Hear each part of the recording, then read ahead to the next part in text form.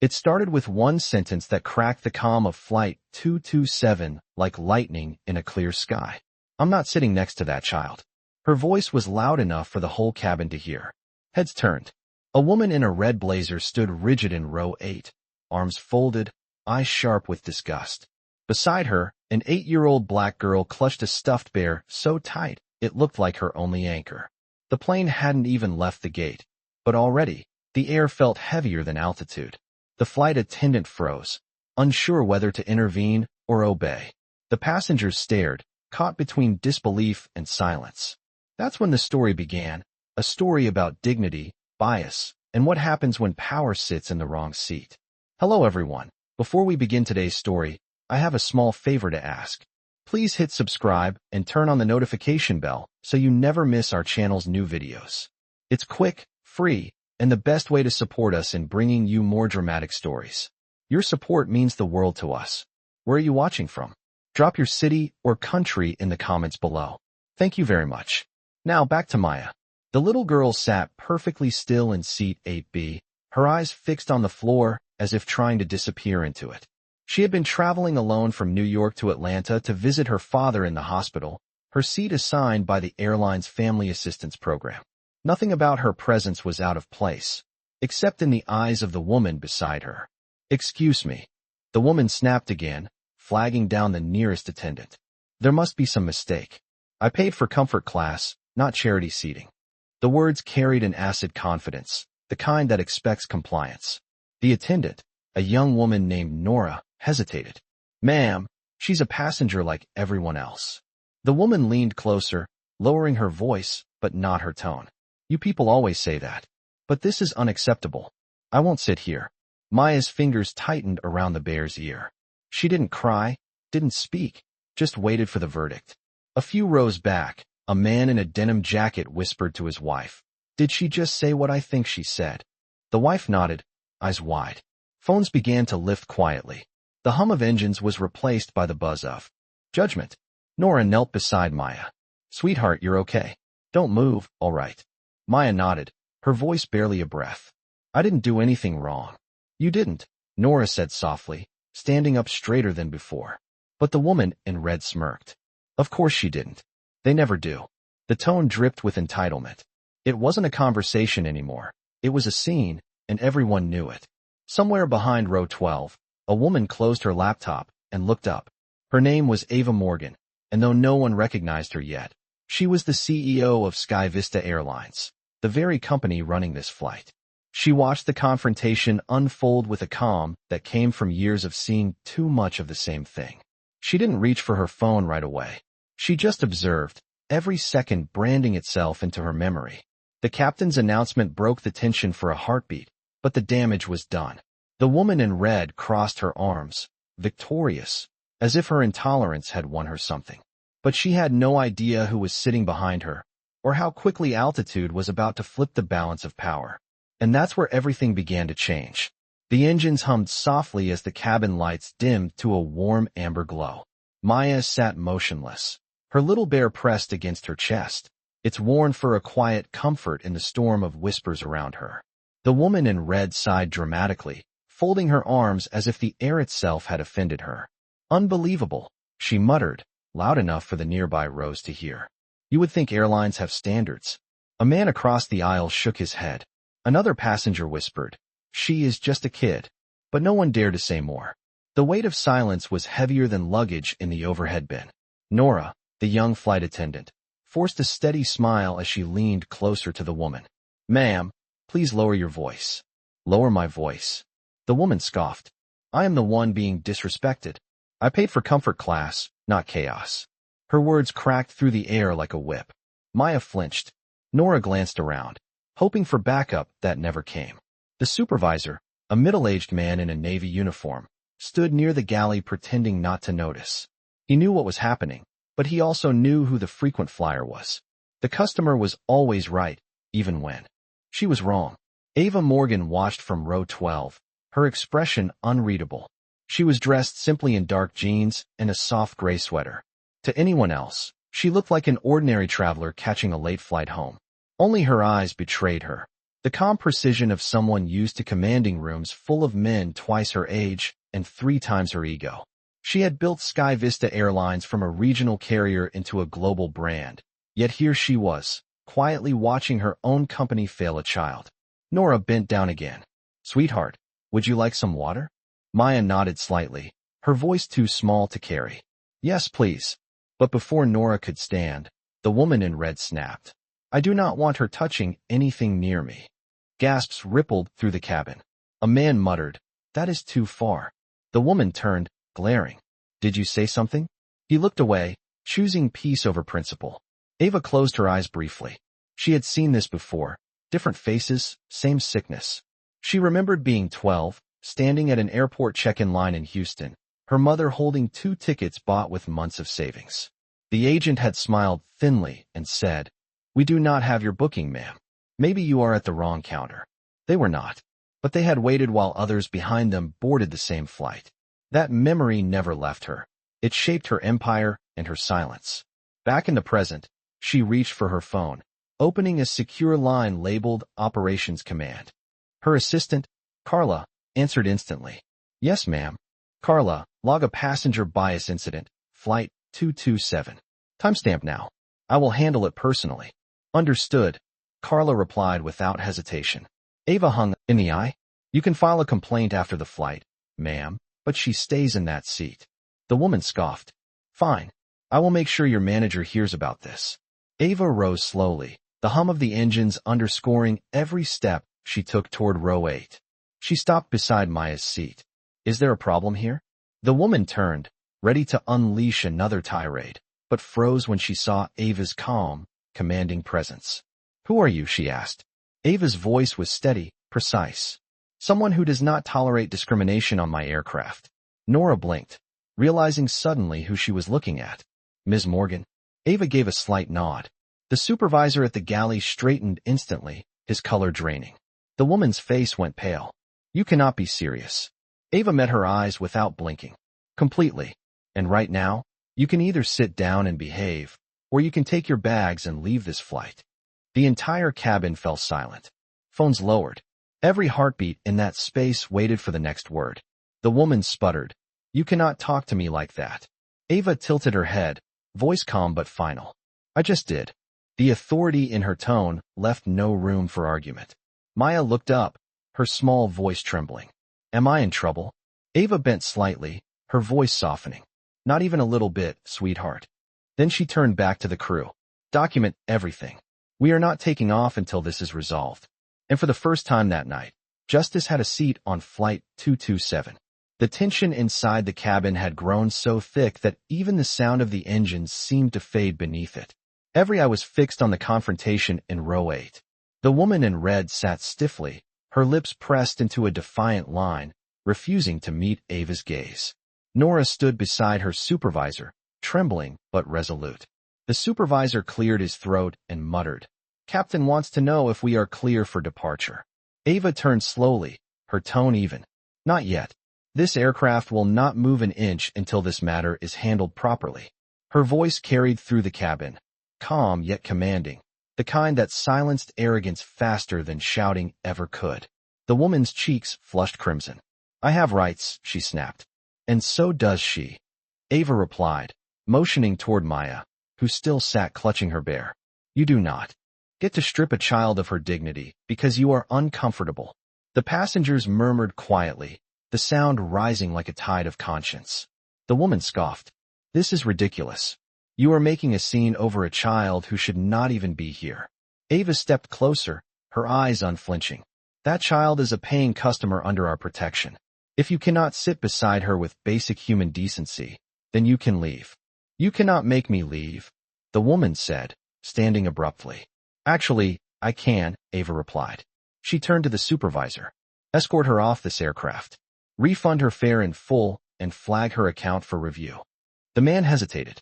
"Ma'am, are you sure?" Ava's voice sharpened. "Do it." The woman glared around the cabin, seeking an ally and finding none. Phones were still raised, faces still watching. Her superiority had evaporated in the heat of exposure. "You will regret this," she hissed. Ava did not flinch. "No, I will remember it." The woman stormed toward the aisle, yanking her carry-on from the overhead bin, nearly hitting another passenger. Nora stepped aside, exhaling shakily. As the woman reached the exit, the cabin erupted in quiet applause. Not loud or mocking, but firm, collective relief. Maya blinked up at Ava, her voice small. Is she gone? Ava nodded gently. She is gone. The pilot's voice came over the intercom. Ladies and gentlemen, we will be departing shortly. Thank you for your patience. But patience was not what filled the cabin now. It was awe. People whispered to one another, wondering who this calm stranger was who had stood up without raising her voice. Nora finally spoke, still hushed. Ma'am, I did not realize at first who you were. I am so sorry this happened. Ava shook her head. Do not apologize for standing up. That is what matters. She turned to Maya again. You okay, sweetheart? Maya nodded, wiping her eyes. I just wanted to visit my dad. Ava's expression softened. And you will. You are safe now. She turned to the supervisor. Reassign her seat to first class. Make sure she has everything she needs. The man hesitated again. We only have one open seat, ma'am, and it is reserved for— Not anymore, Ava interrupted. She gets it. Nora smiled through tears as she guided Maya to the front of the plane. The passengers shifted, giving way as the little girl passed by, her bear tucked under her arm. A few even whispered, You are brave, and you did nothing wrong. When she reached her new seat, Ava followed, crouching beside her. You like window seats? Maya nodded shyly. Good. You have the best one now. Ava rose, glancing around the cabin one last time. If anyone still believes this was an overreaction, she said quietly, I suggest you think about what it costs a child to stay silent. No one spoke. The engines roared back to life, and as the plane began to taxi, calm returned. Not the false calm from before, but the kind that follows when truth has finally been spoken. Ava took her seat again, pulling out her phone. A message from Carla flashed on the screen. Incident logged, video spreading fast. PR is requesting a statement. Ava typed her reply slowly, deliberately. Let them. People need to see who we really are. She put her phone away, staring out the window as the runway lights blurred into motion. Beside her, a mother whispered to her son. That woman changed everything tonight. And as the aircraft lifted into the night sky, so did something heavier than air, dignity, reclaimed at 30,000 feet. The plane leveled out at 30,000 feet, the steady hum of the engines now a backdrop to a cabin heavy with reflection. The woman in red was gone, escorted off before takeoff, her absence leaving behind a silence that felt strangely clean. Nora moved quietly through the aisle, checking seat belts and offering water, her hands still trembling slightly from adrenaline. When she reached Maya's new seat in first class, the little girl was staring out the window, the soft glow of city lights flickering beneath the clouds. Her bear sat buckled beside her like a co-pilot. You doing okay up here? Nora asked gently. Maya nodded, her small voice steadying for the first time all night. It feels better now. Quieter. Nora smiled. You deserve quiet. From across the aisle, Ava watched the exchange, her mind no longer in the present but half-rooted in memory.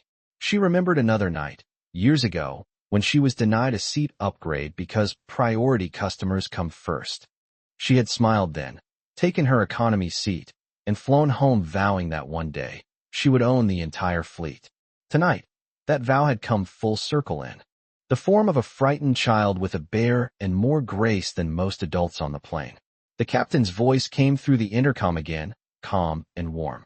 Ladies and gentlemen, we are now cruising at altitude. Flight attendants, you may begin cabin service. Nora straightened her shoulders, regaining composure. She moved to Ava's row, pausing. Ms. Morgan, I just want to say thank you. What you did back there, most people would have stayed quiet. Ava looked up from her tablet, her tone low but deliberate. Silence does not fix what is broken, Nora. It just lets it spread. Nora nodded slowly, words failing her. Ava turned her eyes back to the window, the endless dark outside reflecting her own stillness. Then she spoke again, softer this time. How long have you been with Sky Vista? 2 years, Nora replied. I thought I knew what our company stood for. Tonight reminded me I still have a lot to learn. You just did, Ava said. And you passed. A faint smile crossed Nora's face before she continued down the aisle. In row 3, A middle-aged man leaned over to his seatmate and whispered, "I think that was the CEO." The seatmate's eyes widened. "You're kidding." "Not at all. I saw her picture in Forbes last year." Phones began buzzing quietly again, passengers searching her name. Within minutes, whispers turned to murmurs of recognition. That was her. Ava Morgan. She owns the airline. A sense of awe replaced tension. Passengers exchanged glances, some embarrassed, others inspired. In the middle of it all, Maya leaned her cheek against the window and whispered to her bear, "She helped me." Ava noticed, her chest tightening with an emotion she had not let herself feel in years, pride mixed with sorrow. Carla's message popped up again on her phone. Footage from passengers has gone viral. The story is everywhere. Do you want to respond now or after landing? Ava typed back, after. Let the truth breathe first. She placed the device face down and closed her eyes for a moment. The rhythm of flight steadied her thoughts. For years, she had drafted company mottos about inclusion, equity, and respect, but they had always lived in marketing campaigns and boardroom speeches. Tonight, those words had stepped into the real world and chosen a side. Nora returned carrying a tray. "Ms. Morgan, would you like dinner?" Ava shook her head. "Not yet. Make sure the girl eats first." Nora nodded, carrying a small meal to Maya's seat. "Here you go, sweetheart." Compliments of the captain. Maya's eyes lit up. "Really? Can I thank him?" Nora smiled. "He already knows." As the girl began to eat, the older woman across the aisle spoke softly, tears glinting in her eyes. "I have a granddaughter her age," she said to Ava. "I am ashamed I did not say anything earlier." Ava replied gently, "You said something now. That is how it starts." The woman nodded, wiping her eyes. "Thank you for reminding us what leadership looks like." Ava did not answer. She did not need to. The hum of the engines filled the silence between them. Justice had not come from shouting or threats. It had come from stillness, from action measured and deliberate. As the plane drifted through the night, Ava looked out once more at the horizon. The stars hung steady, unbothered by turbulence, and for the first time in a long while, she allowed herself to breathe. At 30,000 feet, somewhere between the clouds and the truth, the world had changed, quietly, irrevocably, and in the hands of a little girl who just wanted to go home. The flight had settled into a fragile calm, the kind that follows a storm but still carries its echo. Maya had fallen asleep, her head tilted toward the window, the stuffed bear tucked beneath her chin. The moonlight washed over her face, softening the bruises left by fear. Ava sat a few rows back, reviewing a message thread from Carla. News outlets are requesting statements. Hashtag seat 8B is trending. The footage shows you and the child clearly. Ava exhaled slowly. "Let it trend," she murmured. "This is the kind of story the world should see." The passenger beside her, a quiet man in a business suit, finally spoke. "Excuse me, ma'am. I just wanted to say, what you did, that was remarkable." Ava looked at him, polite but distant. "It was necessary." The man hesitated. "Still, not many would have done it." Ava's expression softened just slightly. "That is the problem, isn't it? Too many people wait for permission to do what is right." He nodded, humbled, and turned back to his book. As the flight attendants dimmed the cabin lights, Nora made her final round, stopping by Ava's seat. "Ms. Morgan, there is something you should know," she said quietly. The woman who was removed, her outburst was not the first one tonight. She had confronted the gate agent before boarding. They ignored it. Ava's jaw tightened. "Ignored it?" "Yes, ma'am. The agent said she was a frequent flyer and told the junior staff not to escalate." Ava sat back, her eyes narrowing as the weight of that sunk in. "Carla," she whispered into her phone's mic, "pull gate footage from Terminal C, JFK, Flight 227. I want all interactions between passengers and staff recorded before boarding." Carla's voice came through steady. "Already done. And Ava, there is something else. We have identified the child's record. Maya Thompson, age 8. Her ticket was booked under Sky Vista Compassion Fare, your personal fund." Ava froze. "My fund?" "Yes, ma'am. You approved it last quarter. The program for families facing medical emergencies." Ava's eyes drifted back to the sleeping girl at the front of the cabin. The connection hit hard. This was not just a random act of kindness. This was her own company's mission being tested in real time. "Thank you, Carla," she said softly. "Keep the file secure." Understood. The call ended, but Ava's thoughts did not. She looked out the window at the distant lights below, wondering how many small indignities had gone unseen, unrecorded, and unpunished. She had built her empire to fight for access, to prove that dignity could sit beside luxury. But the truth was harsher. Even her empire had cracks. The intercom buzzed softly. Ladies and gentlemen, this is your captain. We will be descending into Atlanta shortly. Please prepare for landing. The passengers stirred. Nora gently woke Maya, who blinked groggily, confusion melting into a smile as she realized she had made it through. We are almost there, sweetheart, Nora said. Your dad will be waiting. Maya's small voice answered. Will the nice lady come too? Nora smiled sadly. She has to work, but she will see you again. Ava overheard and walked forward, crouching beside Maya's seat. I will visit, she promised. You have my word. Maya reached out, offering her bear. You can borrow him until then. Ava's composure faltered. She accepted the bear gently, her voice breaking just slightly. Thank you, Maya. I will take good care of him. The plane touched down with a soft jolt, wheels kissing the runway like a sigh of relief. The passengers applauded quietly, not out of habit, but because they needed to release the tension of the night. As the aircraft taxied to the gate, Nora leaned over. Ms. Morgan, would you like to disembark first? Ava shook her head. No, let her go first. She earned it. The doors opened, and the first rays of dawn filtered through the jet bridge. Maya walked down the aisle, holding Nora's hand, the eyes of dozens of passengers following her like a benediction. At the gate, a man in a wheelchair waited. Her father, eyes tired but alive. When he saw her, he broke into tears. Baby girl, he whispered as she ran into his arms. Ava watched from the cabin doorway, unseen, unannounced. Her chest rose with quiet pride and sorrow. As the father lifted Maya onto his lap, the bearless arms of the little girl wrapped around his neck, completing a picture of healing that words could never match. The moment etched itself into Ava's mind forever. Justice, she thought, does not always roar. Sometimes it simply lands. The terminal was still waking up when Ava stepped off the plane. The sky over Atlanta was pale gray, streaked with the first light of morning, and the air smelled faintly of coffee and jet fuel. Passengers moved in quiet clusters toward baggage claim, but Ava stayed behind at the gate, watching through the glass as Maya and her father disappeared down the corridor arm in arm. The sight lingered like a soft ache. She turned to Nora, who stood nearby with tired eyes but a steady heart. You did well tonight, Ava said. Better than most would under pressure. Nora shook her head. You did what I was supposed to do. You stood up. No, Ava replied gently. You spoke first. That matters. They exchanged a small nod of mutual understanding before Ava's phone buzzed again. Carla's voice came through crisp and urgent. Ava, the footage is everywhere. CNN, NBC, social media, your name, the girl, everything. It is spreading faster than we can contain it. Ava sighed, her tone even. Do not contain it. Let them see. Are you sure? Carla asked. Completely. The company needs to be seen doing the right thing, not hiding from it.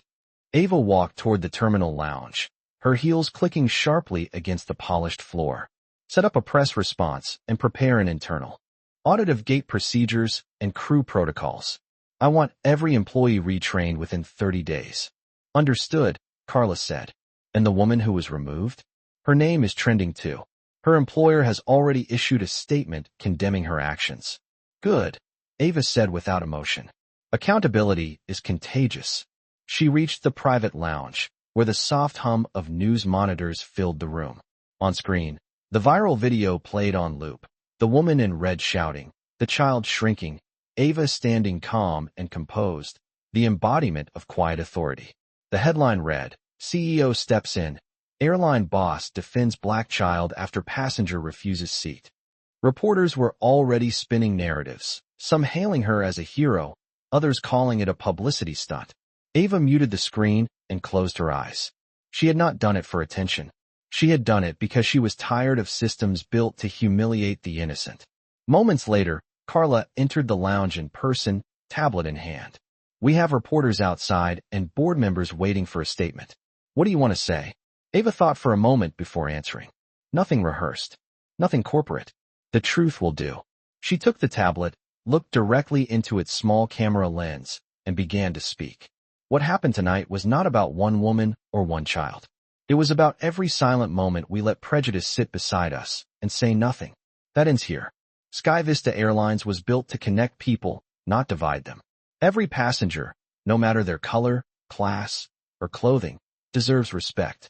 We failed to protect that tonight, and it will not happen again under my watch. Carla's eyes glistened as she recorded. That was perfect, she said quietly. Send it to every outlet, Ava instructed. And make sure our next flight crew hears it before takeoff. She walked to the window, watching the sunrise blaze orange over the runways. The morning felt different, heavier with consequence, but lighter with purpose. Behind her, Carla spoke softly. You know, the girl, Maya, her father called headquarters while you were deplaning. He asked for your name. He wanted to thank you. Ava smiled faintly. Tell him he already did. Carla hesitated. He also said something else. He said that his daughter told him she gave you her bear. Ava looked down at the small stuffed toy she still held. Its fur was slightly matted from years of being loved. One button I'm missing. She brushed her thumb across its ear and whispered. She gave me more than that. Outside, a Sky Vista jet lifted into the morning sky, engines roaring like a promise renewed. Ava turned back to Carla. Start the Compassion Initiative expansion. Double the funding. And rename the program. What should we call it? Carla asked. Ava looked at the bear in her hand. Project Seat 8B, she said softly. Let it remind everyone that change begins in the smallest places. Carla nodded, tears in her eyes. Ava took one last look at the runway before walking toward the exit. Her reflection in the glass looked different now. Calmer, stronger, anchored by something far deeper than power. For the first time in years, she was not just running an airline. She was steering a movement. The following morning, the world woke up talking about Flight 227. News anchors replayed the footage with slow-motion emphasis. Commentators dissected every expression, and hashtags filled every feed. Hashtag Seat 8B had become more than a seat number. It had become a symbol. Outside Sky Vista headquarters in downtown Atlanta, reporters clustered along the sidewalk, microphones poised like drawn swords. Ava's car pulled up quietly, tinted windows shielding her from the flashes. Inside, she sat in silence, the small stuffed bear resting in her lap. Are you ready for this? Carla asked from the front seat. Ava's answer was calm, steady. I was ready the moment she said, I am not sitting next to that child. She stepped out of the car and walked past the cameras without flinching. Voices called her name, questions fired from every angle. Was it staged? Is Sky Vista using this for marketing? What will happen to the passenger? Ava said nothing. Her silence was more powerful than any statement could have been. Inside the boardroom, executives were already gathered, tension coiled tight.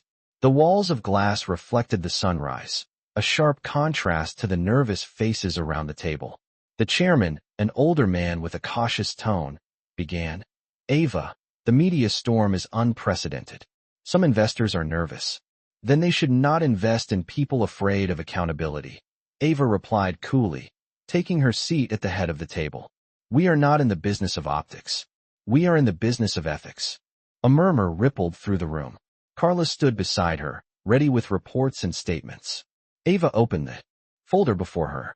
We are expanding Project Seat 8B immediately. Every Sky Vista staff member will undergo anti-bias certification. Gate and flight operations will be restructured to include a passenger advocacy officer at every major terminal. One executive frowned. That will cost millions. Ava looked directly at him. And discrimination costs more. You just do not see the invoice. Silence fell. No one argued again. Ava continued, her tone unwavering. We will release a formal apology on behalf of the airline, not because of the backlash, but because we mean it. Our message is simple. Dignity is not optional. Carla stepped forward, handing Ava a printed statement. It is ready for your signature. Ava scanned the paper, but instead of signing, she picked up her pen and wrote at the bottom. Let this be the last apology we ever have to make. The room stayed silent as she stood and handed it back. Send it. As the meeting adjourned, Carla followed her into the corridor.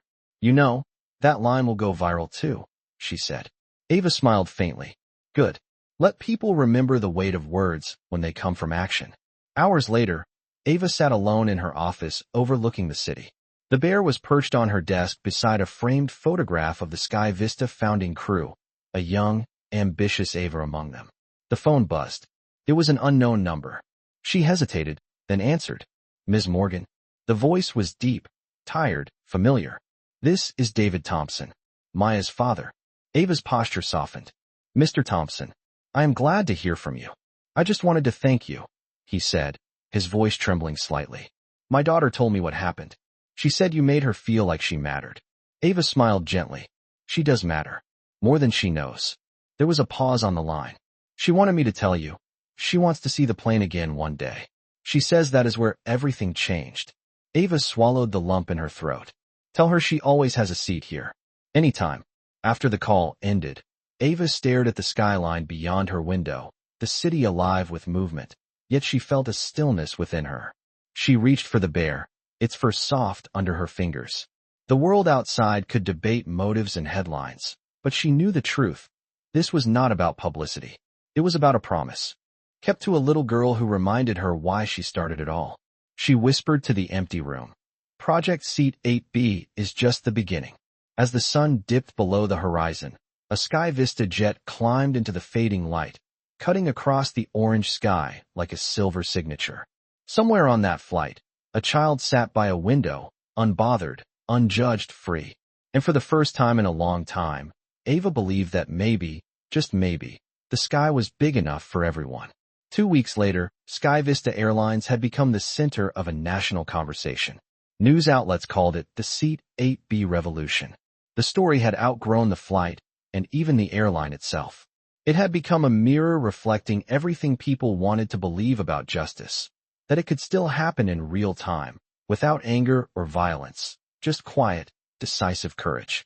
Ava Morgan stood in the center of Sky Vista's Atlanta headquarters, where dozens of reporters and employees had gathered for the official launch of Project Seat 8B. Behind her, a massive screen displayed an image of Maya's small bear, its missing button eye now symbolic of imperfect but powerful resilience. The air buzzed with cameras, whispers, and anticipation. Carla approached from the side, whispering, "The room is full. Every outlet is here. Even the Department of Transportation sent a representative." Ava gave a small nod. She looked composed as ever, but her pulse carried a steady rhythm beneath the calm. "Let them see what accountability looks like," she said quietly before walking onto the stage. The applause was immediate but brief. People wanted to listen. She began without notes, her voice measured and clear. 2 weeks ago, a little girl boarded one of our flights. She did nothing wrong, but she was treated like she did not belong. The world saw it. So did I.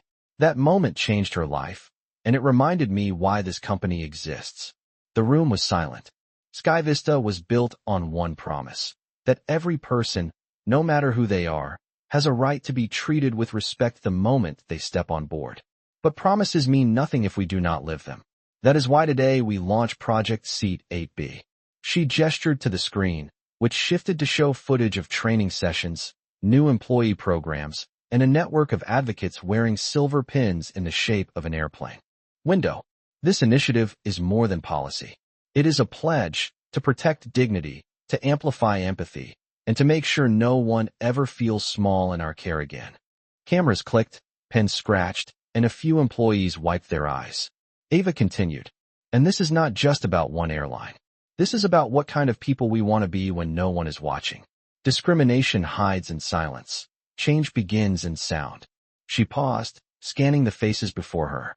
That sound started with a child who refused to disappear. The audience broke into applause. Carla's eyes shimmered. When it quieted, Ava added, "We have renamed our compassion fund after her.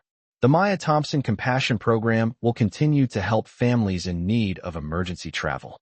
Because change should not end with a press release. It should travel farther than our planes."